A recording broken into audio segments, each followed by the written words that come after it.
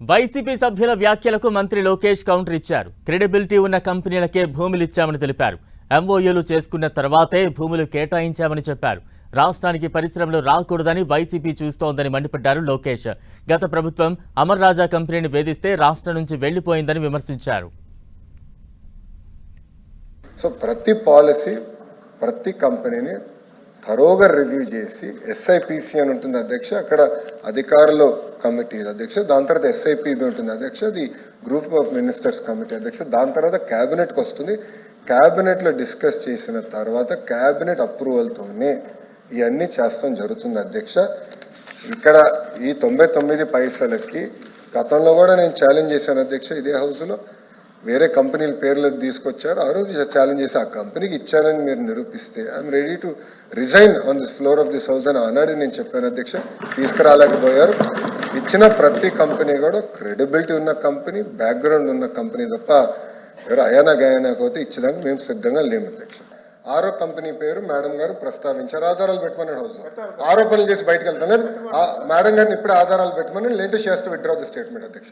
అంతేగాని ఉరిసాకు మేము ల్యాండ్ ఎక్కడ ఇచ్చావు అధ్యక్ష? వీఆర్ నాట్ గివెన్, మేము ఇవ్వలేదు అధ్యక్ష. చాలా స్పష్టంగా నేను చెప్పాను, 5 కంపెనీలకే ఇచ్చానని చెప్పాను.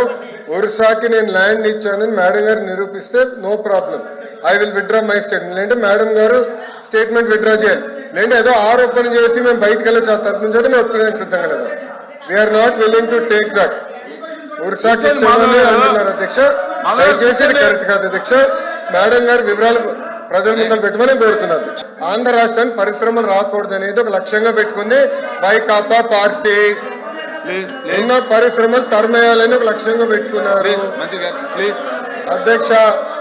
నేను సూటిగా ప్రశ్నిస్తున్నా, టీసీఎస్ కి భూమి ఇస్తాం తప్ప, కాగ్నిసెంట్ కి భూమి ఇస్తాం తప్ప, మదర్సన్ కి భూమి ఇస్తాం తప్ప. It is the government policy.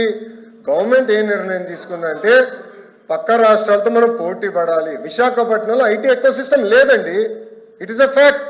IT ecosystem ఎక్కడుంది? మీరు 5 సంవత్సరాలు ఏం చేశారు? ఒక కంపెనీ పట్టుకొచ్చారా విశాఖపట్నం? సరిగ్గా ఇన్ని మాటలు మాట్లాడతారు. మేము 18 నెలలు పట్టుకొచ్చాం, 18 నెలలు ఇన్ని కంపెనీలు పట్టుకొచ్చాం. ఆసిలర్ మిత్తల్ విశాఖపట్నానికి వచ్చింది, ఈ రోజు టీసీఎస్ విశాఖపట్నానికి వచ్చింది, కాగ్నిసెంట్ విశాఖపట్నానికి వచ్చింది. ఈ రోజు పెద్ద ఎత్తున రియల్ ఎస్టేట్ డెవలపర్స్ మేము పట్టుకొస్తున్నాం విశాఖపట్నానికి. వాళ్ళకి మార్కెట్ ప్రైస్ వాళ్ళకి భూములు కూడా కేటాయిస్తాం జరుగుతుంది. Yes, it is a policy of this government. మేము ఇన్ఫ్రాస్ట్రక్చర్ బిల్డ్ చేయాలి.